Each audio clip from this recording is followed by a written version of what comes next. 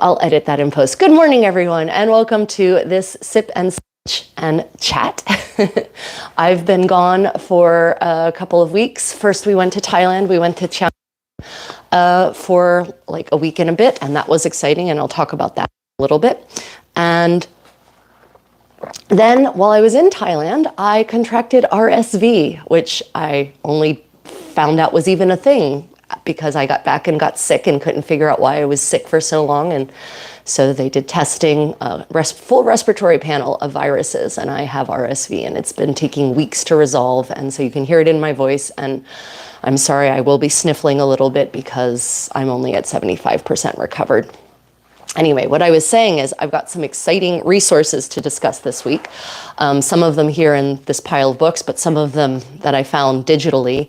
And the reason I found one of my most recent and most exciting finds is because I'm working on the Dressing the Contessa video series, in which I'm doing a narrated version of the video. So a month ago, I released Getting Dressed in basically the 1470s to 1480s from the skin out. Right, but that wasn't narrated. That was just sort of a film piece which illustrates the process and hopefully provided beautiful imagery and whatnot. Yeah, yay sound. And now I'm taking that same footage, expanding it, and I'm adding a narration of the process from the perspective of Madame la Comtesse. So I'm narrating it in a 1470s, from a 1470s perspective. So in this framework of current events, rather than looking at it from the past. And I've actually come up with a really clever way to present lots of information about the various layers, but information in a way that a woman in the 1470s would provide information to, say, someone from the court of Constantinople who might not, well, no longer court of Constantinople. Well, yeah, let's say British ambassador from the court of Constantinople, or someone from Novgorod or Kiev, for example, who dressed very, very differently. So I'm really excited about that. But part of my process whenever I make any film is updating my research.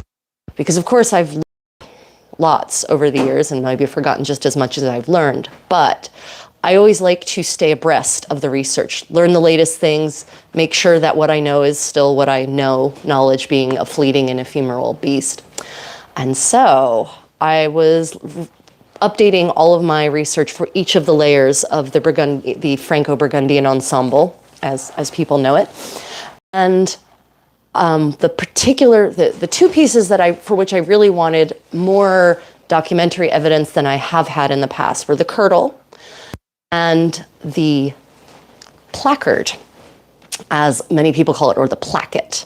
But as I came to discover, was in fact called a stomacher. And I finally found, after years, if not decades of looking, I finally found documentary evidence in the royal household accounts, expense accounts of the Kingdom of Scotland. Because I've actually discovered some really sad things. And actually, I'm going to go ahead and get sewing. I've actually discovered some really sad things over the last couple of days. First off, tip for you, when you are reading any source, if there are footnotes, read the footnotes, because often the footnotes have more and better information or more relevant information for you than the main text of the thing you're reading. That's often the case with me. And the footnotes will often point you to primary source resources instead of just an analysis that might be in the text, or further primary source resources that complement the thing that source that you've already found. And that's where I found a reference to the expense accounts of the Kingdom of Scotland. And I noticed that the date on this particular expense account was 1473. And, but this is the crazy thing, where I found the reference was not in a book or an essay or a paper or a journal or anything like that. It was in the digital Old Scots Dictionary, which is a thing, by the way, just like there's a digital Middle English dictionary, in case you didn't know, operated by the University of Michigan, which is a fantastic resource. There is also a digital Old Scots Dictionary, which is really helpful for looking up the definition of words from a long time ago and understanding the meaning of words in their historical context rather than the modern meaning of words. Because even though many of the words we use are still the same, they don't have anything like the meaning that they used to. So this particular dictionary, this Old Scots dictionary, I was looking up the word curdle, actually, because I just wanted to get a definition of the word curdle, you know, and that is a word that changed meaning over the centuries from like the 12th through the 15th century. It actually changed in how it was used and what it was meant to indicate. And in this Old Scots dictionary came the word, and one of the what the Old Scots dictionary and the Old English online dictionaries both do, which is great, they provide citations from primary sources with those words, showing you the word in context, not just in one period. They'll show you the word in context throughout all of history. You know, researchers have gone and dug through troves of archives, and I don't know, maybe it's some of these searches may be automated at this point through digital archives. They have found references for these various words. And so you can see the context in which the word was used, when it was used. And for the word curdle, I noticed there was an entry. It was a woman's curdle. And there was an entry. The entry date was 1473. And there was a manuscript abbreviation of shorthand for it, call number for it, basically. And I recognized it as a manuscript. And so I clicked on that to pull up the name of the resource, and it turned out it was the expense accounts by the Lord High Treasurer of Scotland from the years 1473 to 1591. And it was a digital resource because back in the 1850s, a society in Edinburgh formed specifically for the purpose of trawling through the archives of medieval, Renaissance, and early modern documents and transcribing them and publishing them in massive tomes. And so the work of the transcription had already been done for me, which is good because some of the paleography on these is pretty opaque. And lo and behold, that particular record that publication had been digitized. And I was able to look through it from the years 1473 all the way up to the end of the 15th century. And I could have gone beyond, but I honestly, there's so many resources for 16th century clothing like that it's not exciting to me when I find another one. More exciting is when I find ones for the 15th century. And there I found, for the first time ever, evidence, solid evidence of this square that goes over top of the curdle for women, because the Queen had several, not just one, but several in 1474, commissioned and paid for 3 different stomachus, as they're called in the Scots of the 15th century. And her king, James IV, likewise had several stomachus commissioned. And under hers, they actually described the materials they were made out of. So she had one made of black satin, she had one made of damask lined in ermine, and she had another one made of broadcloth, I think. Don't quote me on that. Is it still open over here? Oh no, it's on. Sorry, it's on my e-reader on my device. Sorry, the kitties are losing their mind. Anyway, so it was a super exciting find, because not only do I finally have evidence of this being a real part of the ensemble that women definitely had, and no longer conjectural, but I have the materials they were made of and the detail that one of them was lined in fur, and that makes so much sense. If you consider what's happening to the climate of the 15th century, we're entering the Little Ice Age. And so what is happening is things are getting colder and people are looking for ways to stay warm. And what better way to stay warm than to, 1, cover the gap of your front lacing girdle, and 2, to cover it with a piece of fabric that is also lined in fur. So not only the pretty fur. Now it says lined, not edged. So then in these inventories, there's different language for edging versus lining, which was another interesting discovery I've had in reading the English inventories. And also the French ones too. I think I've finally figured out the difference between lining and edging. And so what you'll have is sort of the peaking up of the ermine, probably along the straight line of the stomacher here. And that would contrast because it was actually black silk. It was a black one. She had a lot of hand.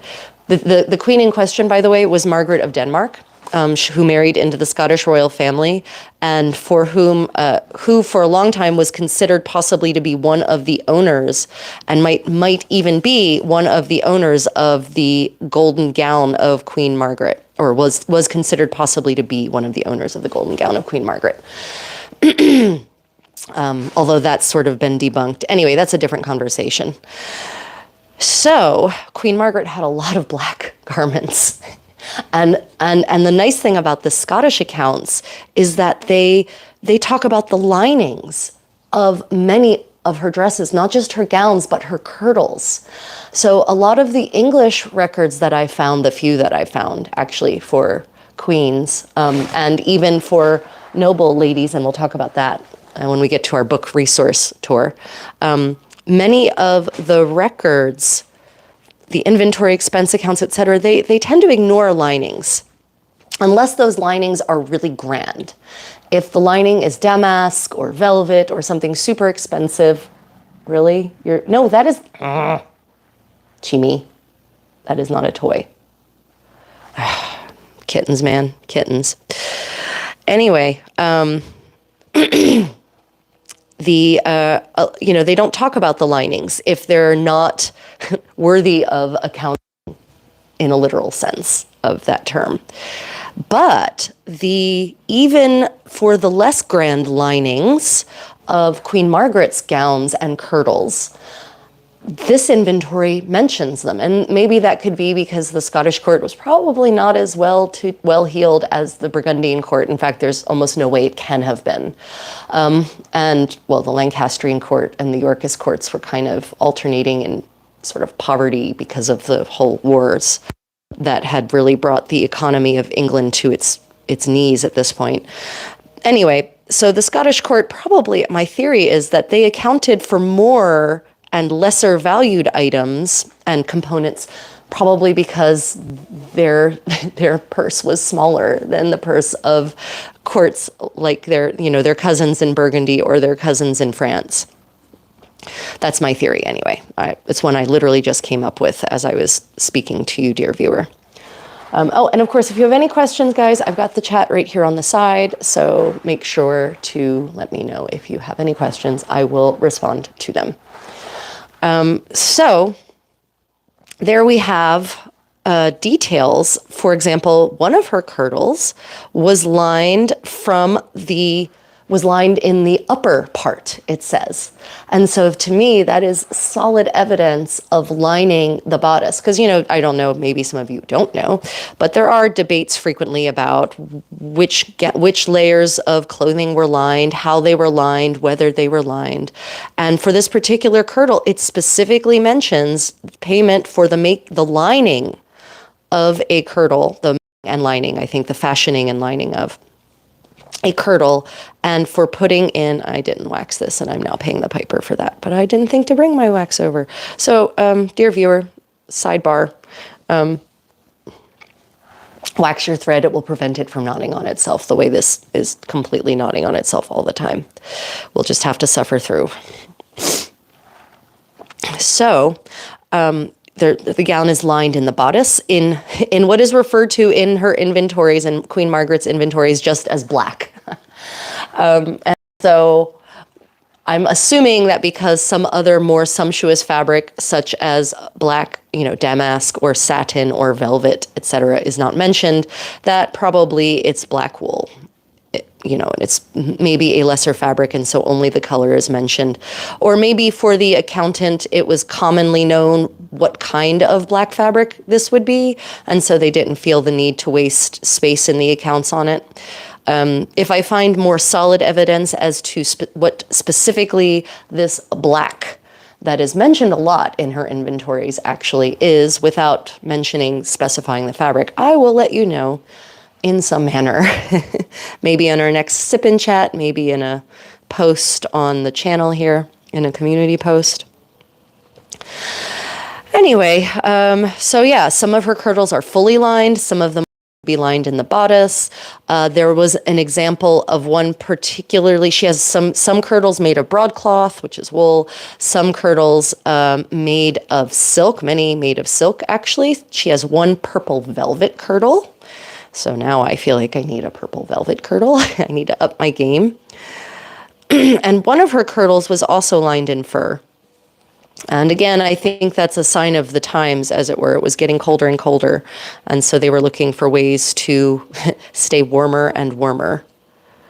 You know, in our world of central heating, we forget that if your indoor temperature is, say, 50 degrees Fahrenheit or 10 degrees centigrade, then you're probably not going to be terribly excited about wearing one layer of clothing. You will want to wear lots of layers, and you will want those layers to be warm, and wool and fur, etc. Silk is actually also a very good insulator.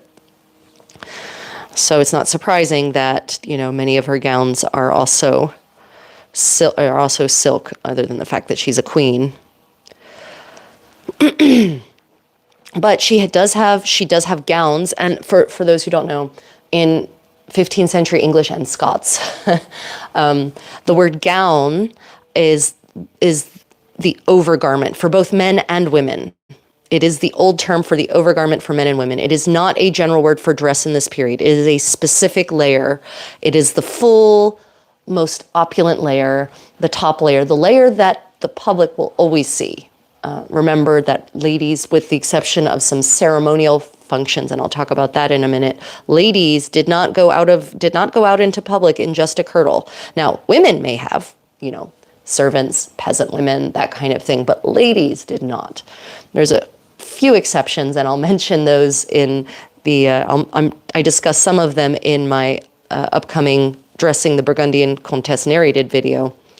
But one of the official ceremonial exceptions to a lady, capital L, not being seen in her kirtle is for an investiture or a coronation, because the kirtle was considered sort of it had ceremonial significance. It had meaning. And so the queen in the English queens, for example, and the French queens too, would go to the cathedral where they were going to be crowned, or the abbey where they were going to be crowned, depending on where the coronation was happening. And they would do so dressed in a kirtle, and there would be parts of the ceremony where they would be in nothing but their kirtle, or would be undressed entirely, although not necessarily to the eyes of the male participants in the coronation ceremony. So that is one case where the queen might wear just a kirtle, but just a kirtle is a bit of misleads a little bit, because by just a kirtle, I mean a kirtle made of silk damask and lined in fur, right? So it's not exactly a humble garment, and probably maybe not cut to be quite as tight as otherwise. But actually, I have no evidence on that tightness thing, because what the inventories do not say, at least none that I've found thus far, they do not mention anything about the cut of the garment in the sense of tight, loose. Although some will say long, like sometimes there's an adjective of a long gown for the queen or a long gown for the duchess, which makes one wonder what a not long gown is, because you know, ladies are always depicted, ladies capital L are always depicted in gowns with trains in this era. So what is a long gown? Does that mean long in the front, long in the back, just longer in the back? You know, it's details like that that make historical fashion research tantalizing, because it's like solving a mystery, it's solving a puzzle. And I will say that the detective work for me is part of the fun, and the joy of that eureka moment is something I constantly seek. And, the good thing about history is that history is not set in stone. Contrary to the way history is presented to most pupils, history and our understanding of history is constantly evolving with the revelation of new information, which makes it not a static subject at all, but a very dynamic and constantly evolving subject. And that is exciting, at least to me it is. So my big discovery just this week, actually, the expense accounts for Margaret of Denmark, Queen of Scotland, and the details that it contains about furring, and that's the other thing. So, the language for edging versus lining. So, the word for edging, if you're looking in an inventory, and it says that the gown, what often happens, depending on the kind of inventory it is they will mention, if it's a post-mortem inventory, an inventory of the items taken after a lady's death or a gentleman's death, then often they will actually account a garment in its various components and break the value down. Because my theory is that often these garments were going to be taken apart and sold for their components, because the fur is actually more valuable than the fabric in many cases. And so what they will say is gown worth, 10 pounds, or they'll say silk damask of a gown worth 10 pounds, lining of a gown of this kind of fur, martin in English, I think, worth 20 pounds, and edging, then it will say the perfel of the gown worth this much, and then altogether this sum. So it will actually break those components up, which tells you that the fur lining is a different component than the fur edging. And the word for edging in 15th century English and Scots is perfel or perfel. I will admit I didn't take the time to look up the pronunciation. Sorry about that. Is edging, so perfel or perfel, and it's spelled, literally 12 different ways, I think I saw in the dictionary entry for it, in both the Scots dictionary and the Old English dictionary. And it literally just, perfel means edging or border of fabric or fur, and specifically for garments, it seems.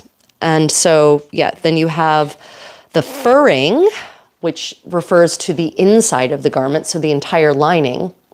And you can also tell that by the quantities that are involved, right? Sometimes the inventories will say a perfel, and a perfel has maybe consisting of 20 beasties, and I love the word beasties, and the furring will consist of 80 or 90 beasties. Right, so you can tell that one is a much more voluminous section than the other, which is another good thing about these inventories, is that they always specify the quantity of the item.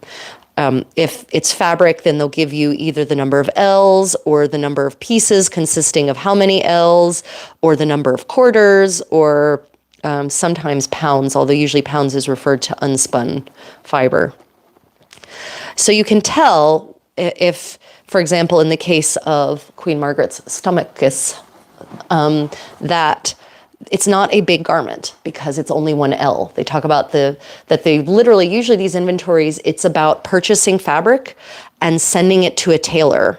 And by the way, Queen Margaret of Denmark had lady tailors, which you don't often see for actual garments. Usually women seamstresses are reserved for the linen undergarments, for small clothes, for shirts, for braids, for sometimes stockings, but not often. Or silk work, the weave, the points and the embroidery and that sort of thing.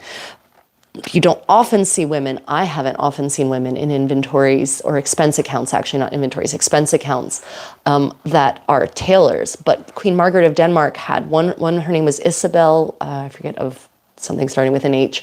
And she had another lady tailor. And that's because it says in the inventory that, 18 ells of black silk damask purchased by my lady and sent to Isabel for the fashioning of a gownness, of a gown, a gown. So I thought that was a very interesting peek into Queen Margaret's household that, she had at her, I'm not certain if on retainer or at her beck and call or as a permanent member of her household. I guess I could look at the wages section and see if Isabel was a permanent employee or a contractor. She had a lady tailor who fashioned her gowns for her, which I thought was very interesting. And so, the parts of her gowns, very often the collar is separate. So that's an interesting look into the construction of these gowns. The collars are mentioned as being separate and valued separately and made separately. And often in Queen Margaret's expense, it's not really an inventory, it's an expense account. In Queen Margaret's expense account, often there is a commission for just a collar, the furring of a collar. And so this really tells me, this indicates to me something I've kind of theorized about.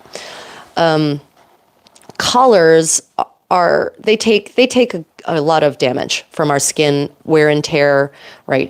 There's a lot of action and activity happening here. You move your shoulders, you move your arms. So there's a lot of rubbing that happens here in this area. And of course, even if you have a smock and a kirtle, no matter how well designed they may be, eventually the collar of your gown is probably going to come in contact with your skin and a lot of your skin, and sweat will be soaked into it and stains will develop. And so my thought is that in the case of collars that are not furred, because a furred collar will actually resist staining and sweat, that they actually replace them occasionally to refresh them, especially for a lady like the Queen. She should not have her gowns should not look worn, right? And even in the case of fur collars, again, the wear and tear, the rubbing will happen. And what will happen is that in the spot that is probably flush against the skin, because I've seen this in in vintage fur coats, in old fur coats, the area right here, invariably in these fur coats, it wears thin. It wears down to the hide, right? So I suspect that probably also happens on furred collars. And so occasionally you need to replace or refur the collar. And that is borne out in this expense account. I know, it's so geeky. I'm sorry if I'm boring you, dear viewer, but this is just all very exciting to me. This window into the court of Scotland in the 1470s. Who would have thunk?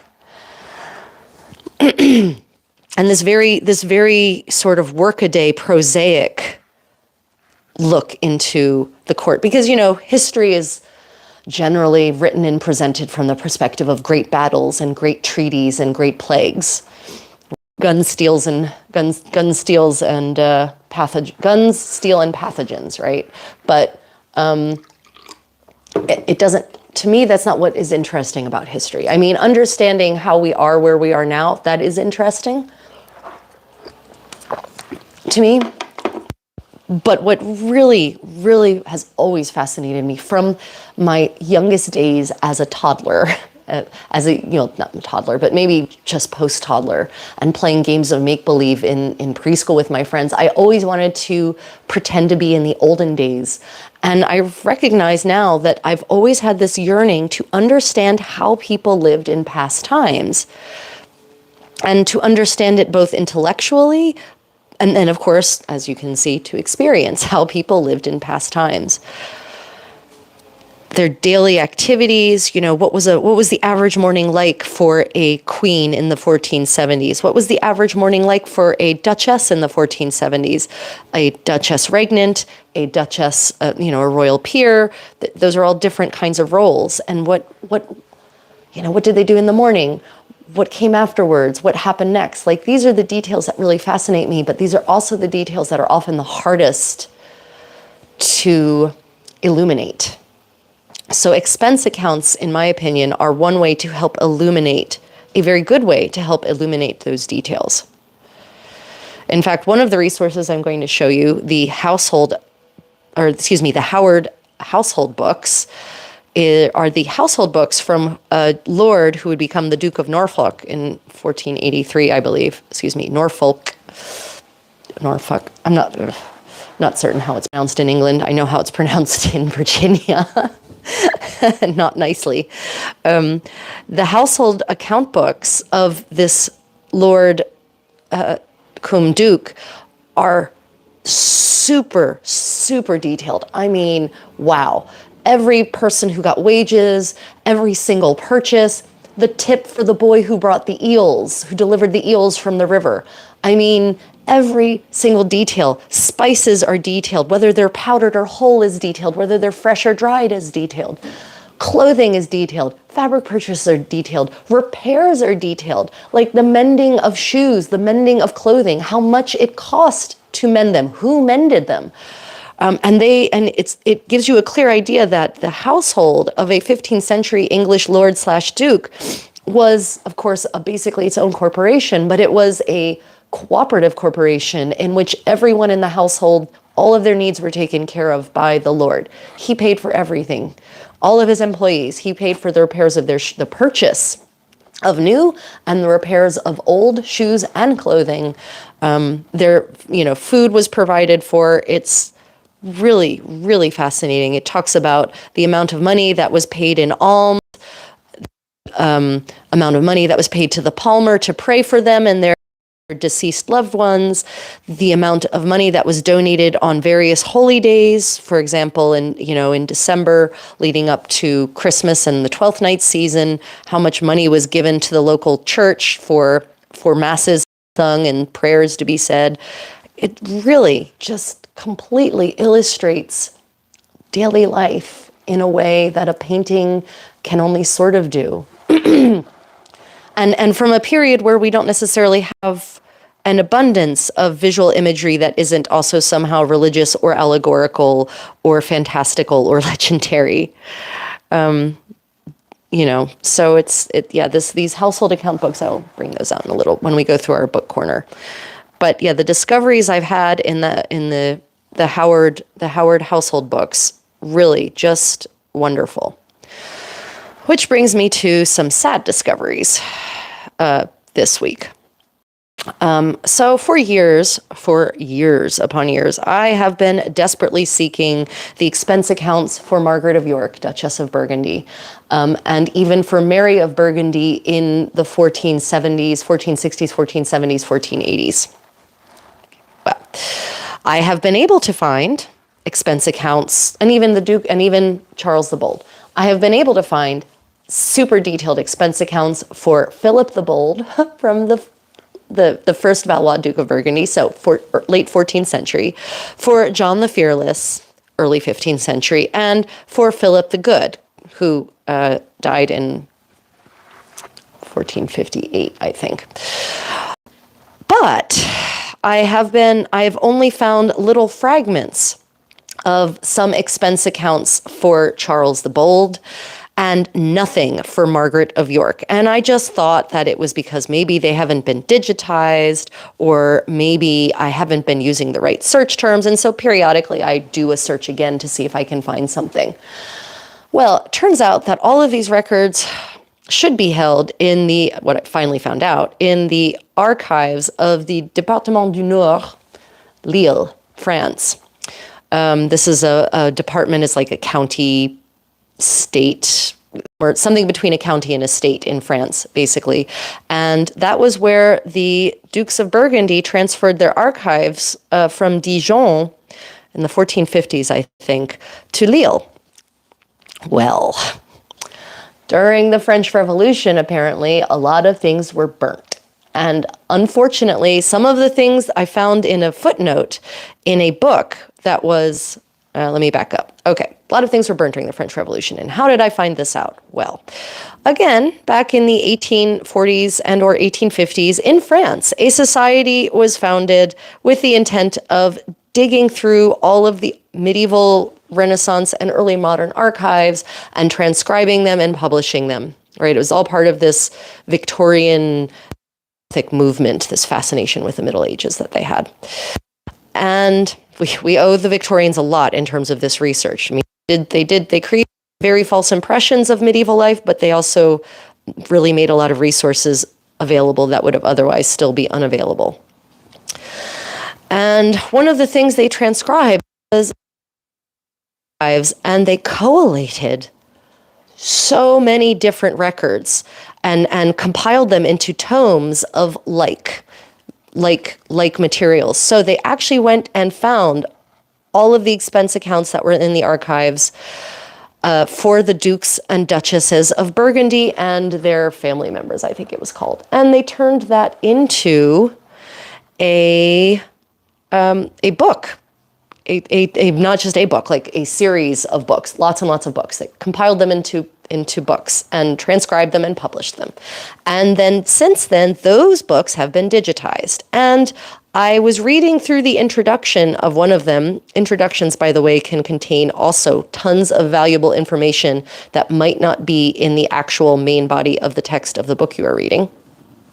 I was reading the introduction of the tome that had the dates that were relevant to my period of interest and should have hypothetically had the household accounts for Margaret of the expense accounts and household accounts for Margaret of York, Duchess of Burgundy, and also Dowager Duchess of Burgundy. And I found the statement that, unfortunately, we have no expense accounts. They have, at that point in the 1850s at any rate, they had not found any expense accounts for Margaret of Burgundy because they went up in flames during the French Revolution. And also most of Charles the Bold's inventories and expense accounts went up in flames during the French Revolution. So we have details about duchesses preceding Margaret of York, so up to the 1450s. We have information from the 1510s onward for Marguerite d'Autriche, but there's this big gap of time, the time that is my interest, that apparently doesn't exist anymore. And that is sad. That is very, very sad. And unfortunately, the Burgundian state was so well organized, and I know that's a strange thing to say, but hear me out, that it is probably unlikely that there are records of the like somewhere else, because as polities go, the Duchy of Burgundy is an amazing and unparalleled organization in its era. I don't think people realize how close history was to having a state of Burgundy, a country of Burgundy rather than a country of France. And so the Burgundian state had bureaucracy down to a very fine science. And so I really do find it unlikely that we're going to find some random accountings shoved in the wall of some castle somewhere to be used as insulation because it was found to be unnecessary, or, I sadly don't think that's going to happen. That we're going to find something in some other library somewhere at some point. So that means I'm going to reach out to the Département du Nord and ask if this is in fact true, if there are no expense accounts. I'm really mostly interested in the expense accounts, but inventories will do for Margaret of York. And then I found out that it seems that it's probably the same situation for the Queen's Consort of England in this period, is that there do not seem to be very much in the way of expense accounts for the Queen's Consort up until Elizabeth of York, and even then the only thing I have found for Elizabeth of York is a Privy Purse expense account from 1502 to 1506, which fashion-wise is not my period of interest, and postdates my period of interest by several decades. So, and I found out that possibly these no longer exist either, for whatever reason, despite the fact that there are thousands upon thousands of miles of scrolls of Privy Purse accounts, Great Wardrobe accounts, etc., for the royal House of England. But there it is. That was my sad discovery. Now, it could be that there might be expense accounts in the archives. Unfortunately, I went and poked through the archives a little bit and found some. Unfortunately, the ones that have been digitized were digitized in black and white and in a very low quality. It's very hard to read the documents, and they're in a paleographic hand. They're in 15th century lettera batarda, and written very close together. And so I can barely make out, the text at all. So having, a poor photocopied or poorly scanned digitized version of the record is not useful to me at any rate. So until someone decides to go and do their research work, I guess, on the privy purse expenses of Elizabeth Woodville or Queen Anne Neville, Richard III's queen, probably we're not going to have very much light cast on the details of their expenditures and commissions and purchases, which is kind of sad. But for that, I now have these Scottish accounts, which I will say, the Scottish accounts read very, very much like the French accounts, and what I do have of English accounts, specifically these household books. So I know a lot of people who pursue, a Scottish persona, who are looking into recreating a medieval Scottish lady or lord. Many of them come at it with this very romantic perspective of, sure. Can you all still hear me? Is there still sound? Hopefully. If you have any questions, guys, pop them in the chat. I will be happy. We'll be very happy to answer questions.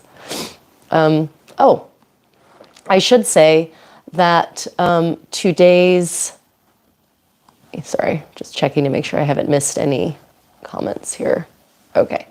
I should say that today's live stream is brought to you by Armor and Castings.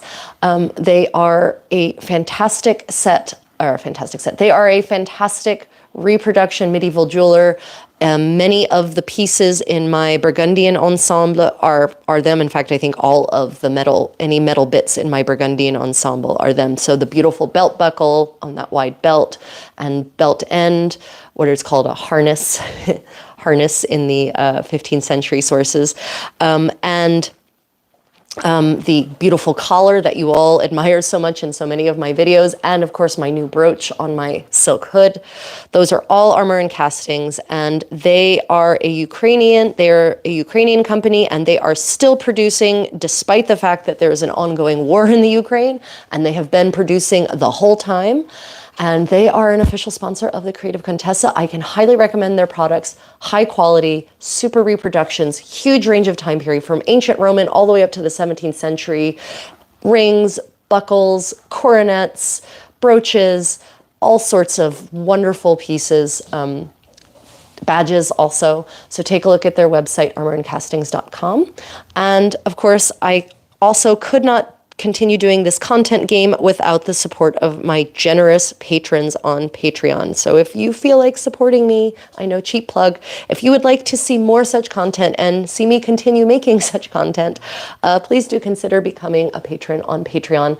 I provide a whole host of extra material. For example, that is where I will be sharing this expense account for Queen Margaret of Denmark that I found.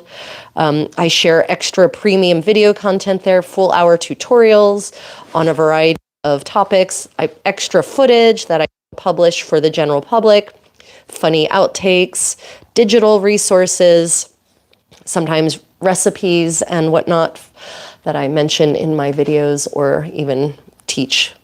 So please do consider becoming a patron on Patreon. Okay, cheap plug over.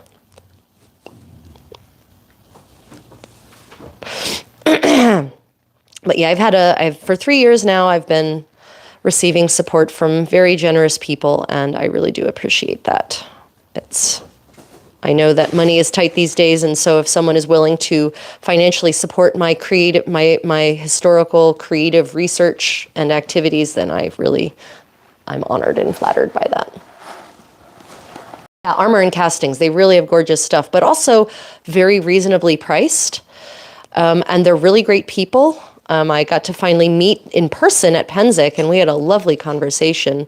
And next week, I I think next week. And next week, I'm going to be doing a live unboxing of a package I received from them with some very interesting, I'm hoping some very interesting items. We'll be opening it together and I'll be going through it and showing you what they sent me as part of my sponsorship package.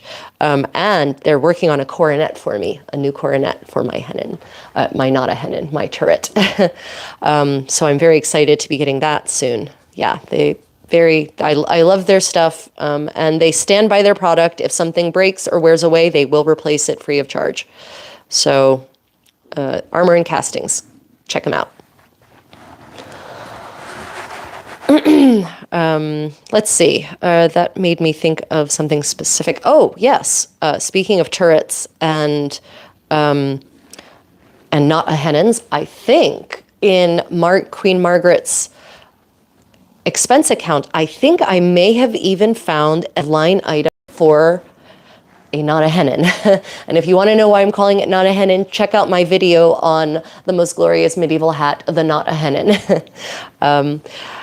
Because they're called in England, they were called turrets. That's one of the words for them, or horn. And I think I actually found a line item. It said turretus, and it was talking about the material, silk for a turretus.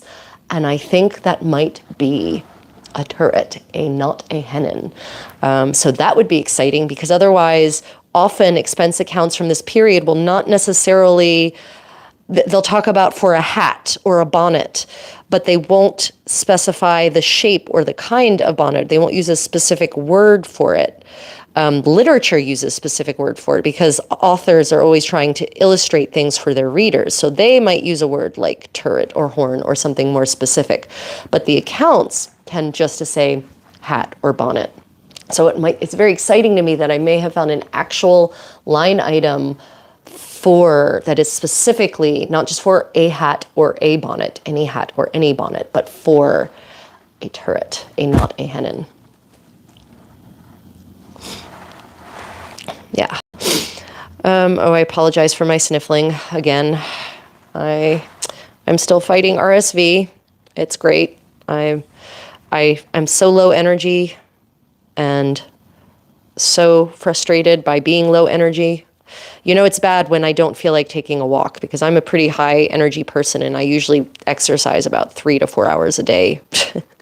And my desk is an elliptical cross trainer. That's my workstation. But I'm so exhausted these days that I just don't have the energy even for that.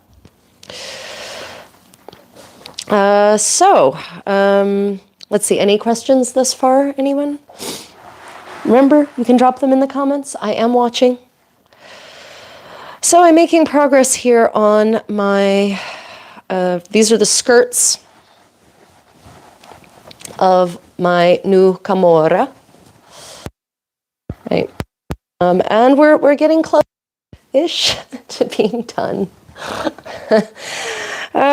This project was going to be a 2-week project, and now it's become a 1.5-year project, probably by the time it's done.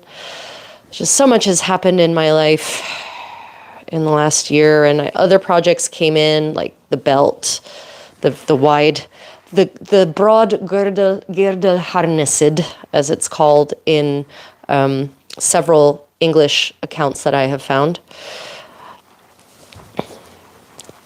including Elizabeth Poning née Paston, who had a will, and her will specified a great number of details of her clothing, including she had a whole passel of broade girdles, which broad belts, harnessed and made of very, very lovely fabrics indeed, all sorts of damask and silk and cloth of gold even. She had one of cloth of gold.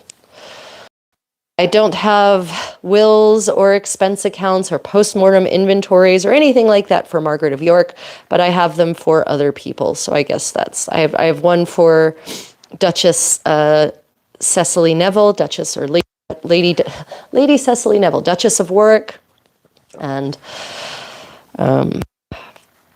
now Queen Margaret of Scotland. So I feel like I'm collecting the inventories of the royal houses of Europe.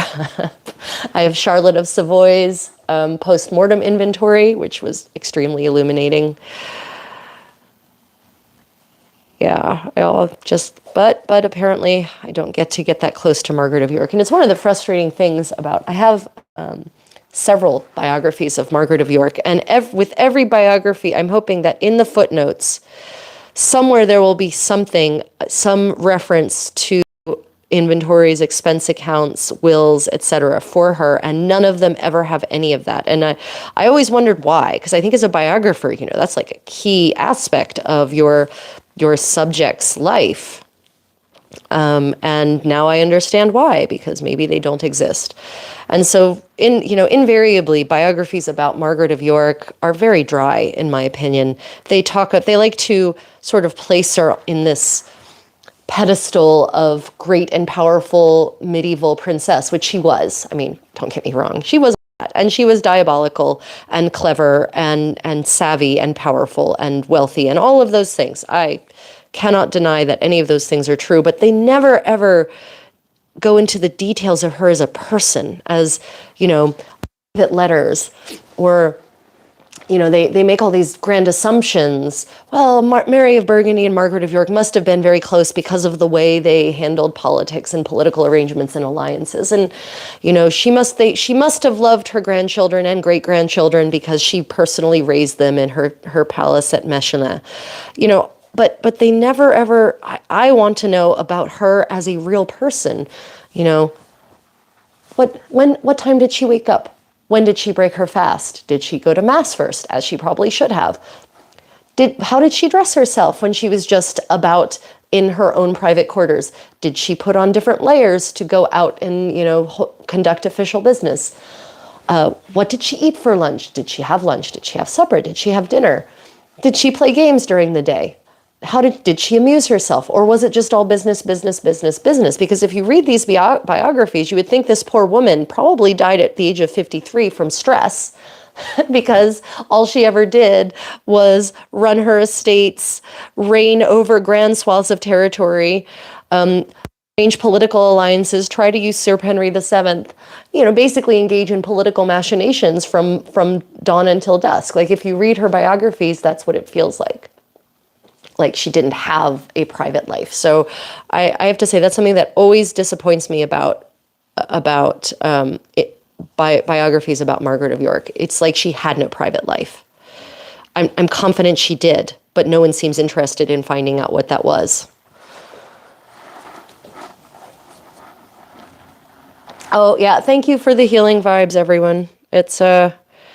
It's been a slow process, and I probably should have gone to the hospital to get an antiviral treatment. But I'll be honest, I do not. One of my other jobs is professional translator, and for years I have done professional translation work, and I used to do it full time for a major pharmaceutical company, and so I understand at a very, very deep level that pharmaceutical solutions, interventions, will maybe correct one thing, but they will set something else off balance. There is always a price for a pharmaceutical intervention. And I don't like the price for certain pharmaceutical interventions, and antivirals are very powerful and can have a really deleterious effect on other systems and long-term effects, possibly. So I didn't feel like I was unwell enough to merit the potential cost of an antiviral treatment. And so I've just been letting my own immune system do its thing, and my own immune system has just been dragging its heels. I mean, I have my homemade bone broth that is made, basically the dissolved carcass of an organic chicken with all sorts of vegetables and powerful, spices with really powerful actives in it. So I've been drinking that every day. I even made another batch yesterday.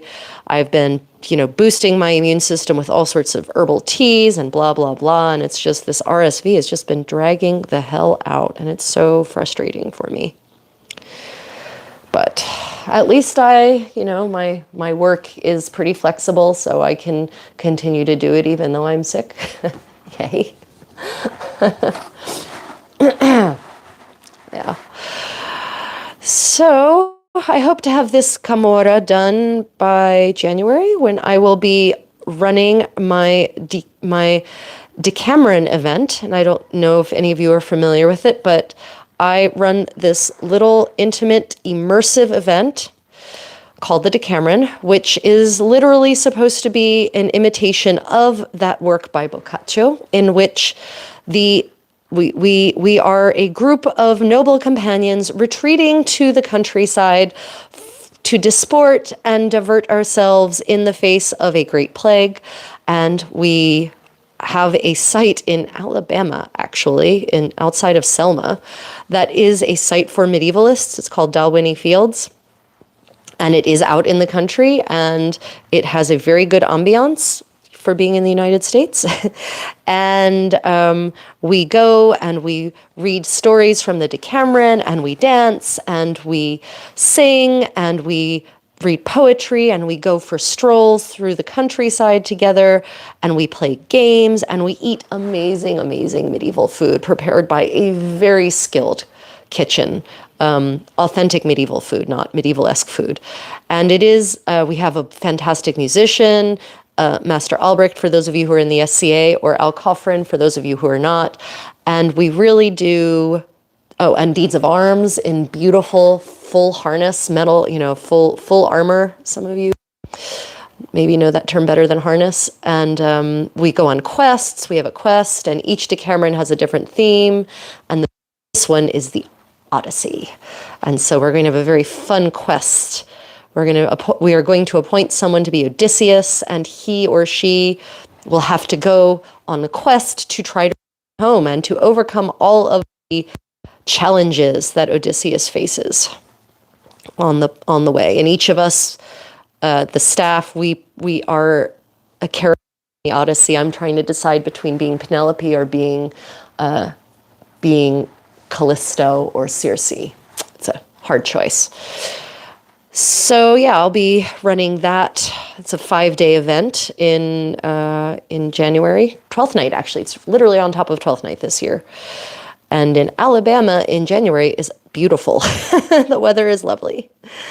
Not too humid, cool-ish temperatures. We actually get to wear all of our layers of medieval attire comfortably indoors and outdoors. It's a beautiful time.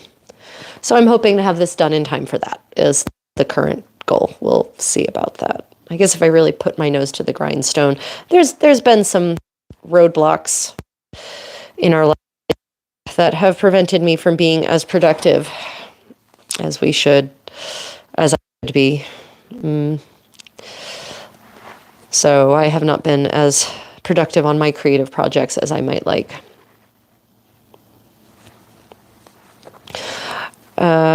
Yes, so let's see. I've got the skirts I have to finish. Actually, I have to finish the seams. I will be applying the perfel.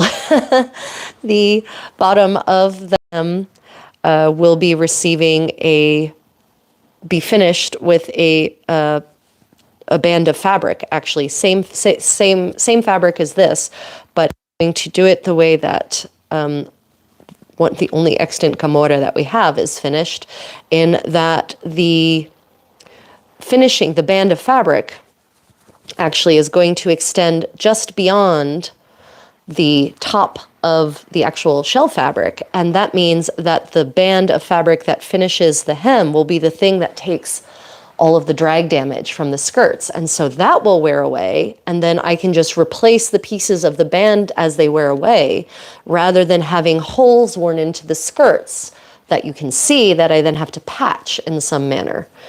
So I'm very excited. This will be the second dress whose hem I've finished in that manner. And the other one, actually, it will be the first dress I finished in that manner. So I have used bands of fabric to finish hems on other dresses, but they did not protrude beyond the shell fabric. So they took some of the damage of drag, but not all of the damage of drag. So I'm very excited to see how this works out in long-term wear and tear. Here we are. Almost done with this panel. Yay. Okay, once I reach the bottom of this, we're going to take a break and finish up with the book tour, my resources of this week. So I can talk about some of my digital resources. At some point, I'm going to figure out, unfortunately, I have to get streaming software to do what it is I'm about to talk about doing, and that is have multiple screens so that I can actually stream my screen while also having a nice, proper camera doing the streaming. And so I can't show you this, but I will tell you about it. 2 resources for medieval living history research that I can highly recommend. One is the online Middle English Dictionary, operated by the University of Michigan. I wonder if I have the link open. Well, and then the other one, this one is open, so I'll go ahead and post this in the chat. The Middle English, excuse me, not Middle anything, Old Scots Dictionary, online dictionary.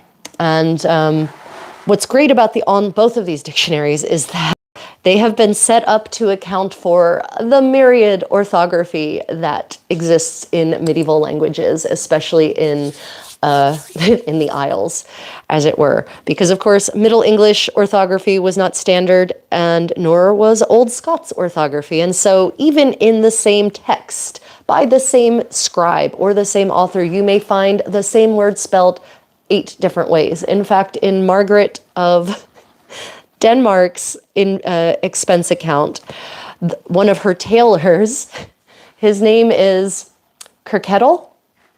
His last name is Kirkettle.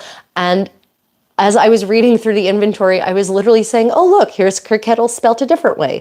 And here it is a different way. And I literally counted 8 spellings for this man's name within 4 pages of expense accounts. So these online dictionaries thankfully account for that variability in orthography.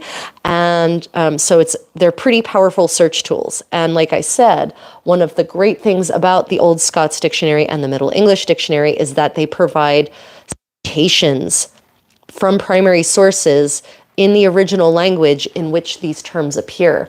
And then, even better yet, they provide the source citation, the work cited for each of those citations, and you can go and look up that document. And sometimes, very often, they are online, they're digitized.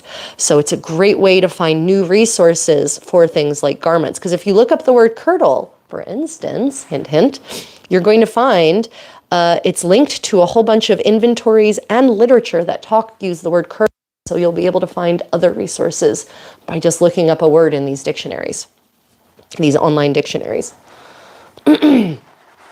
Highly recommend. This Old Scots Dictionary has been really, a new vista for my medieval daily life research.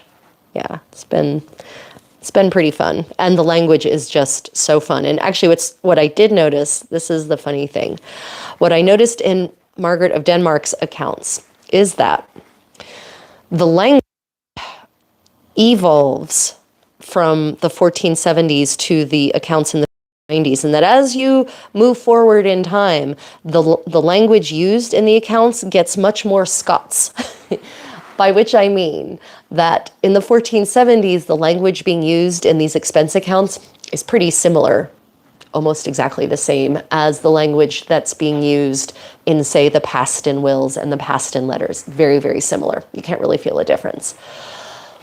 But by the 1570s, as I'm reading, I just happened to glance at some of the expense accounts from the 1570s.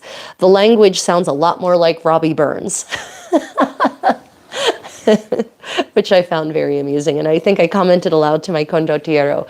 Yeah, I feel like these expense accounts get much more Scottish as time goes forward. Which kind of makes languages diverge more in general as time progresses. Scots being a derivative of English, basically. I know there's going to be probably some angry comments about that, but it's true. Scots is not Gaelic, by the way, just to be clear, not Gaelic. This is not, these accounts are not in Gaelic, they are in Scots. What are you guys doing? No, hey, psst, psst. I need to get a squirt bottle.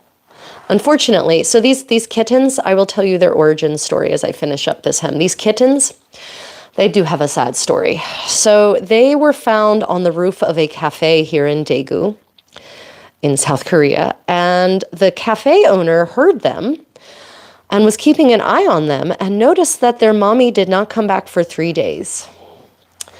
And unfortunately, she was probably hit by a car. But the mommy loved her kittens enough, or cared for her kittens enough, love is maybe too anthropomorphic a sensation. Anyway, cared for her kittens enough to put them on the roof of the cafe it was a single-story cafe, for safety. And what they noticed, they caught in the surveillance, because there are cameras everywhere, what they caught in the cameras, it was weird, something just flashed across my screen, was one of the kittens, after like day 2 of mommy not coming back, one of the kittens climbed down the wall, and we're talking little kitten, like 5 weeks old, climbed down the wall of the cafe, disappeared, and then came back with food and brought food back with him to help feed his siblings. I have one of those too. I got 2 of the kittens. So when they realized the mommy was not coming back, they captured the kittens, and they were fostered until finding a permanent home for them all. And 3 of the 5 kittens found homes, and there were 2 left. And when I heard about them, I said, well, I miss my Hwagu. I miss my tiny house tiger. So he's with my father-in-law currently, and I haven't seen him in a little while. Got to get back. I'll be heading back home being Covington, Washington. I'll be heading back home in a little bit, but in the meanwhile, when I'm here visiting my husband, my condottiero, I want to have kittens, and he loves kittens so much. So we now have 2 tweenies who are very ornery, and they're adorable, and they play with each other, but they use their claws a lot for climbing, because I think they learned that the only way they could get up and down safely was by all claws out. And in fact, I have a wool tapestry, a reproduction of Sight from the La Dame La Licorne series of tapestries at the Cluny. And it's wool. I mean, you can smell it. Like, it really smells like sheep. And of course, cats love sheep wool, by the way. They just do. They love the smell of lanolin. And I'm not certain if that's like a long time ago thing, like eons ago when they were big enough to hunt wild sheep. But they also love the feeling of the tapestry under their claws, and it makes the tapestry weave makes it really easy for them to claw their way up. So I had to figure out something to stop them from using my expensive reproduction made in France tapestry, or made in the Low Countries tapestry, from becoming their ladder. Yeah, and now they're using our loner sofa as a ladder, so that's not good. That's and a jungle gym, actually, but jungle gym with claws out. So I've got to, hey, stop it. Gosh darn it. Oh, so ornery. I apologize for that sniff, everyone. Okay, well, here is one seam done.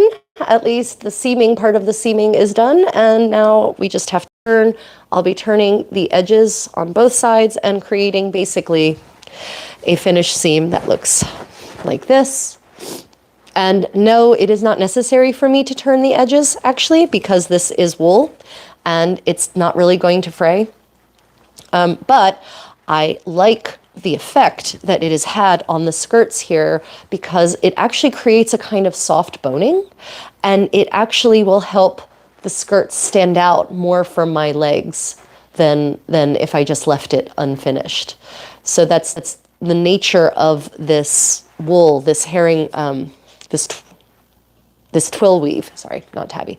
This twill weave is that it actually makes, when you turn the fabric twice like this, it actually creates a very 3-dimensional finish, and that helps the skirts stand out more. So I'm doing that on purpose as a structural finish, not necessarily as a need to protect the edge of this wool, because it really doesn't need protection.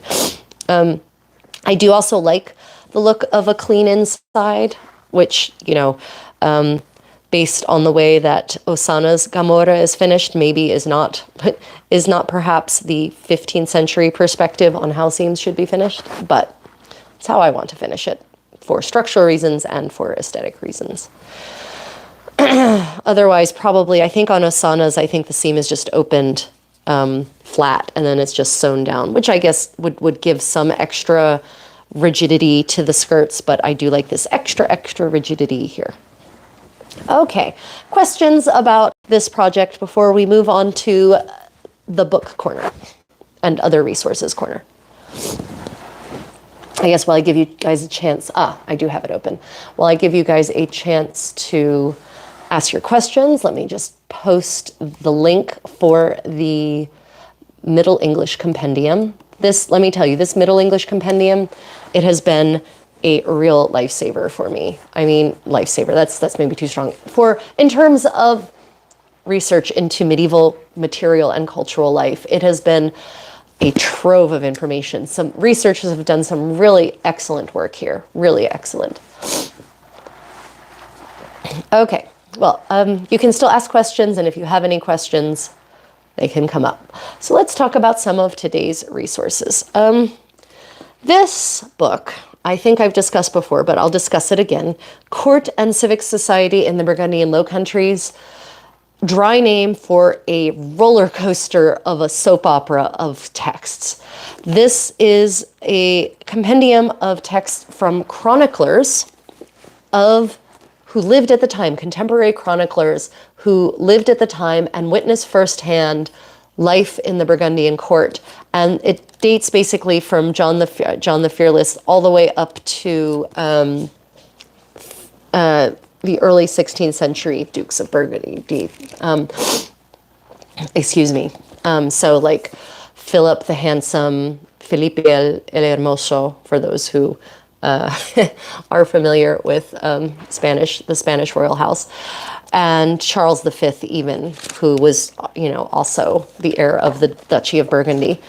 So there's a lot of it's broken up by section. There's a whole section on Burgundian spectacles. So if you want to know what an actual medieval event, a feast, a tournament, etc., was like, this is the book for you, because the chroniclers here go into explicit detail about feasts and tournaments and entry ceremonies. Those are the kind of events that many of us are trying to recreate, and here are the details of them. And after reading this book many times, I can tell you that I need a bigger budget, a much bigger budget to do a proper medieval event.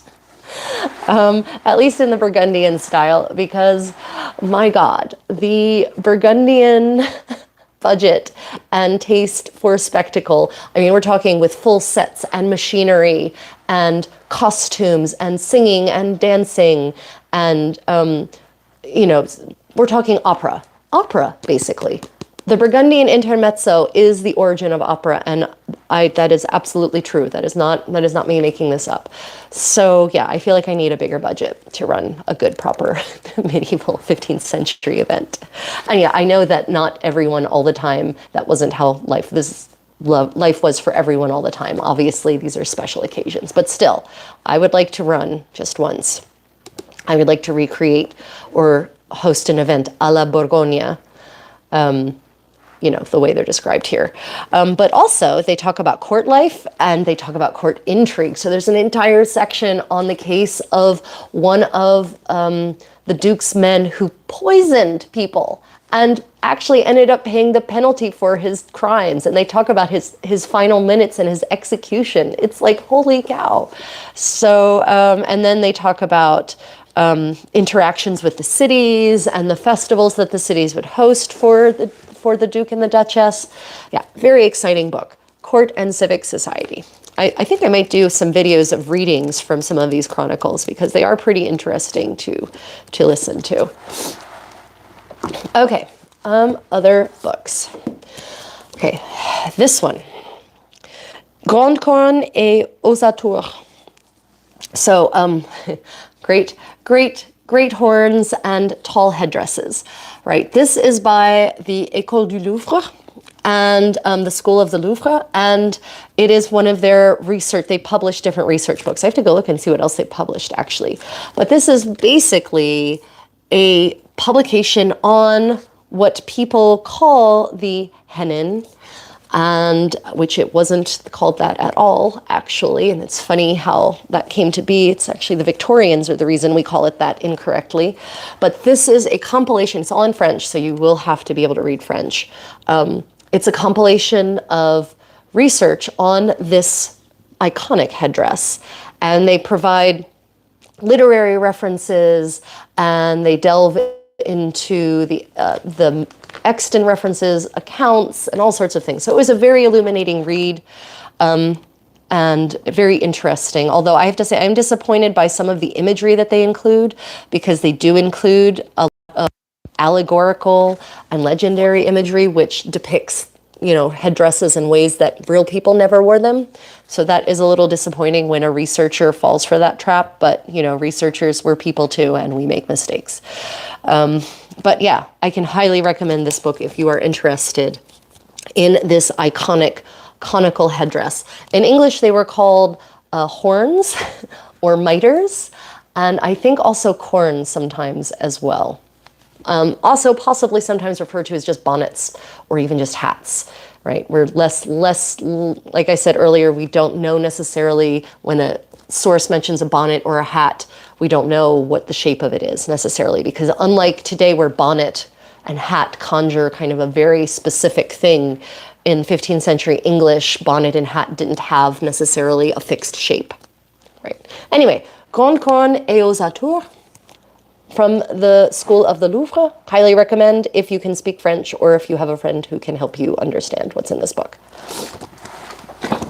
On the Italian side of things, I'm sorry, many of my resources are going to be in other languages. I apologize for that, but unfortunately, a lot of these sources for non-English culture have not been translated. So, Ricordanze from 1433 to 1483. And Ricordanze is it's not, people translate it as a memoir, kind of is, but memoir in a much, sorry, I guess the screen timed out for a moment. Memoir in a much more holistic sense of not feelings and thoughts at all, in fact, but the memoir of a family and the daily habits in a family. So this is more like a diary or a journal, but also ones that include purchases and expenditures and plans for clothing and interactions with people.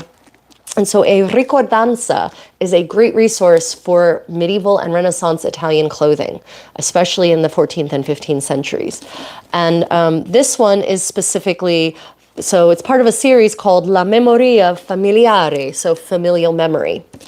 And this one is from the family, the Martelli family. And it's about, this is one specific man, Ugolino di Niccolo Martelli. And, it covers, like you can see, period. And so there's a lot of very interesting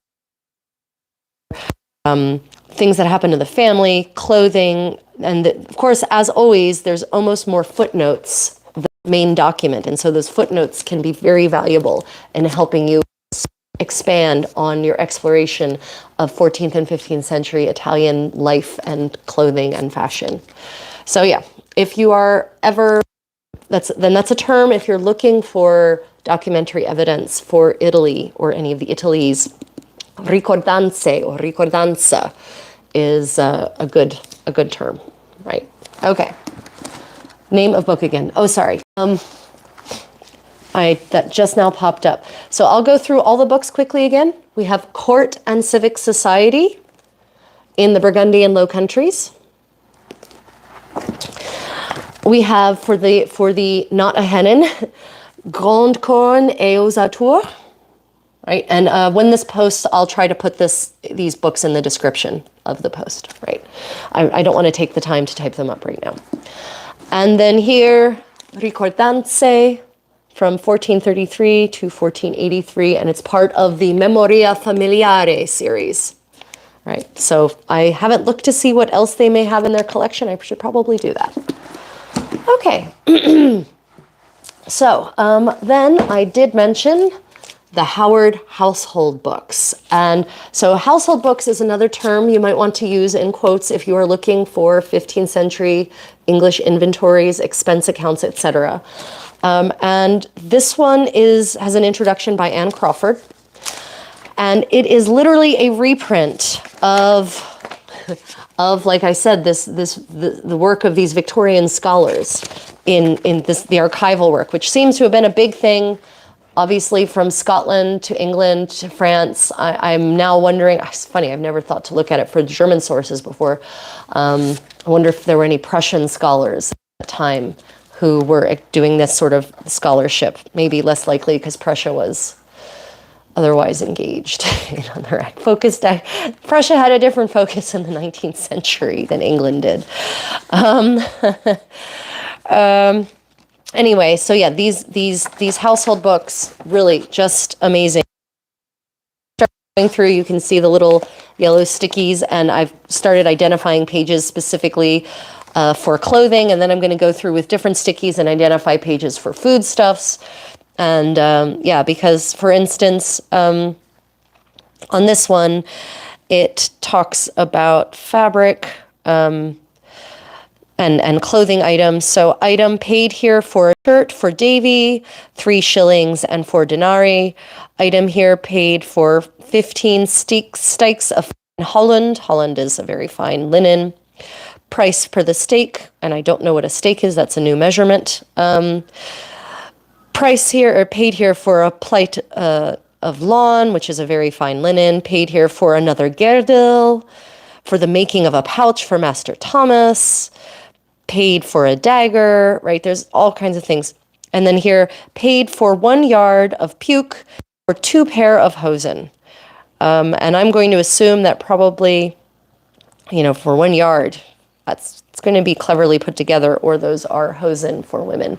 In this period, in 15th century English, there is no distinction between hosen for men and hosen for women in terms of the word. It's hosen for both.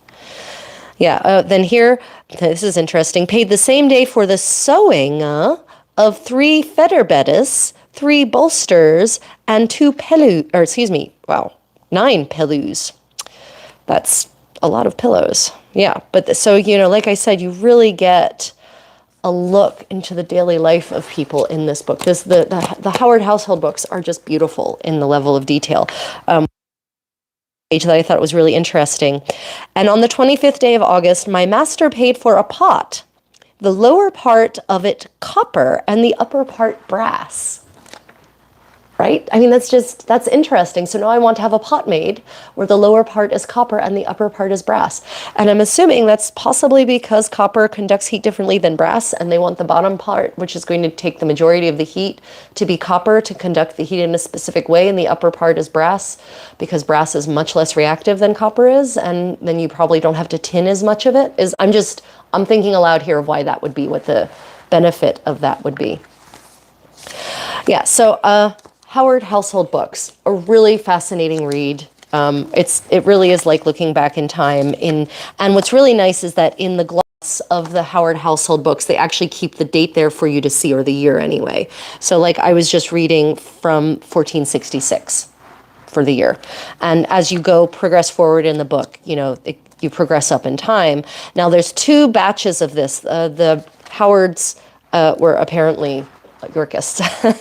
So there are 2 sets of periods of time here, and I'm not certain if that's because they were, during the Lancastrian years, they were fleeing for their lives or not. I haven't looked that deeply into their family history. But yeah, Howard household books, published by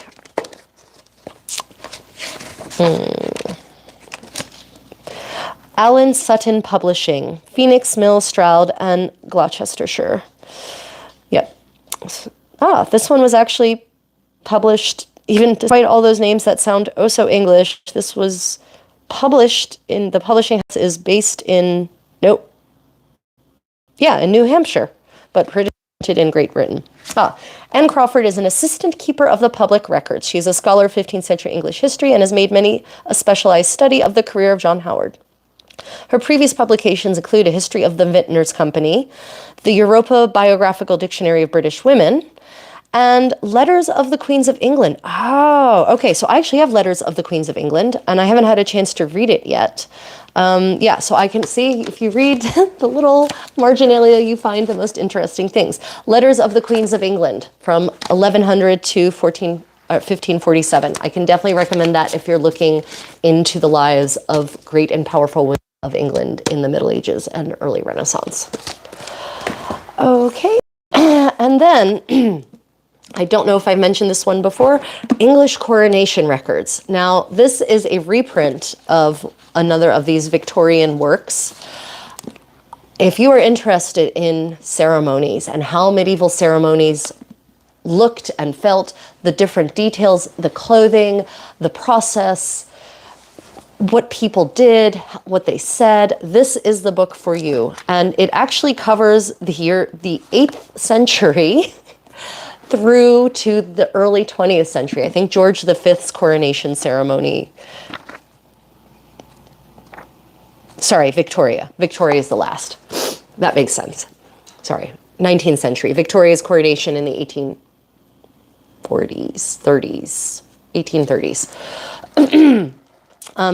So this one talks about, it actually provides like entire coronation orders, meaning the coronation order, the ordo, is actually the script for a coronation. Everything that is said and done by whom, when, and how, and what is worn. And so you can actually, if you ever want to create a coronation ceremony, like an actually medieval one, this is the book for you. But also it talks about the clothing of the kings and the queens. And for instance, this one includes, for Henry VII, emptions and provisions of stuff for the coronation of Henry VII. So necessaries for the coronation of Henry VII. And it's an inventory of items that were purchased and or commissioned for his coronation ceremony. And so it's lots of fabric, the kinds of fabric, how much fabric, who was paid to do what. It talks about the furring and the powdering. It's really it's a great window into the kind of clothing that would have been worn, that was worn by not just Henry VII, but by all of the various henchmen and footmen and retainers for this ceremony. For me, specifically interesting, though, is this includes the coronation of Richard III, which also includes the coronation of Anne Neville, his queen. So that's 1483. So it talks about his garments and it talks about her garments. And so very interesting window into material culture of the past. So English coronation records. This book was not expensive. I think it was $30. It's one of these reprints that's being published by Franklin Classics. So highly recommend. Okay. Let me just take a sip of tea for a while, holding forth, as it were. Any questions about any of those materials or any of the other things I've discussed, any of the resources? If you're just joining relatively recently, I'll just mention again while you guys think about any questions you might have before we part ways. Today's sponsors were Armor and Castings, medieval jewelers par excellence. Please do check out their website. And next week, I'll be doing an unboxing of some wonderful items they have sent me as part of my sponsorship package. They are great people. It's a great cause to support. Please check out Armor and Castings. And of course, I would again like to thank my patrons on Patreon who have generously been supporting my work over the years and continue to do so. If you would like to support my work on a more financial level, please do check out The Creative Contessa on Patreon. And more selfishly, you can also, if you want to just, if you ever feel you want to tip me, as it were, you can actually hit the super thanks button or the tip button under these live streams or under the videos. Anyway, if you're enjoying this, please do remember to hit the thumbs up. And once the video posts, if you could leave a comment under the video, that really helps push my channel in the algorithms, etc., etc. Okay, any other questions, comments, requests for future live streams? We just returned from Chiang Mai, and I've published some walking videos of Chiang Mai on my Travels with the Contessa channel, which you might enjoy. Chiang Mai was a medieval capital of the kingdom of Lanna, which got incorporated into Siam in the 19th century, and now it's all just Thailand. But it actually is a medieval walled city, so you can actually walk around the walls and see many, many temples that are actually medieval in nature. So we had a really good time in Chiang Mai, and getting to experience some really, really beautiful sights and stunning architecture. And yeah, just really gorgeous food, gorgeous. That's Chiang Mai is up in the highlands, so we were actually in these beautiful green spaces that I've only seen previously in episodes of or editions of National Geographic. So I was literally living my childhood bucket list dream of walking through a National Geographic article on Thailand. Basically, it was pretty stunning. In fact, this skirt I'm wearing was made by a seamstress in Thailand who is selling at the walking market that happens there on Sunday night in Chiang Mai, where artisans actually come out and sell their wares. And they sit there and work on them while they're selling them. So you can actually see the artisans making all sorts of great things. Amazing lacquered and painted lacquerware that they're painting right there. Silver works. They're making clothes, hand carving wood items. I am going to be doing a presentation on my travel channel, actually, of all the handcraft items that I purchased in Thailand to show you the kinds of amazing things and what I consider the best kinds of souvenirs from a place. Yeah.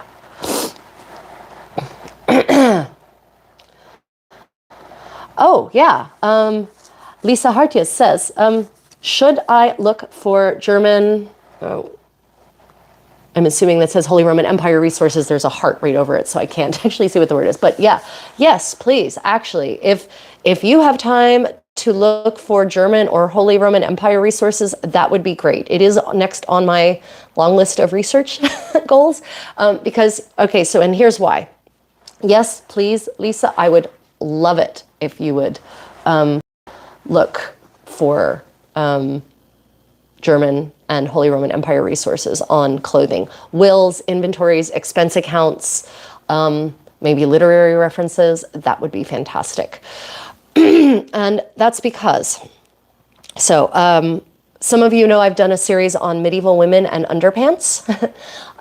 And specifically, there are two schools of thought in the medieval fashion world, in the medieval living history world, and in the archaeological world. And one school of thought says that women never wore underwear, and the other school of thought says they did. And one of the reasons a lot of people think they don't is because of a lack of evidence. But just like with the evidence for breast support that everyone thought was non-existent, until you start finding it, looking for it, you won't find it. And so I've published a series on medieval women's underpants in which I present some really solid evidence for women having owned and worn underpants.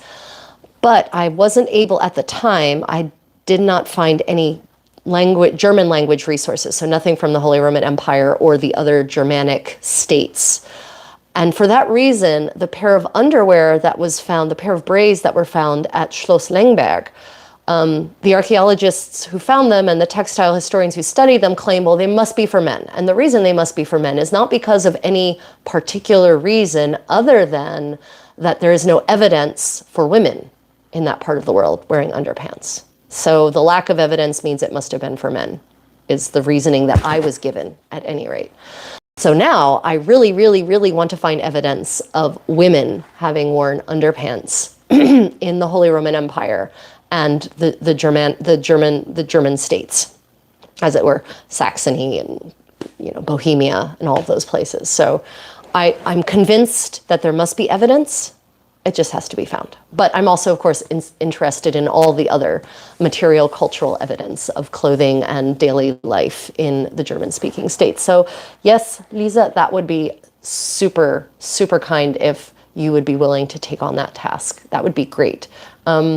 My email address is thecreativecontessa@gmail.com, and I'm also on Facebook, can be contacted there. I'm also on TikTok and Instagram and Kakao Talk and WhatsApp.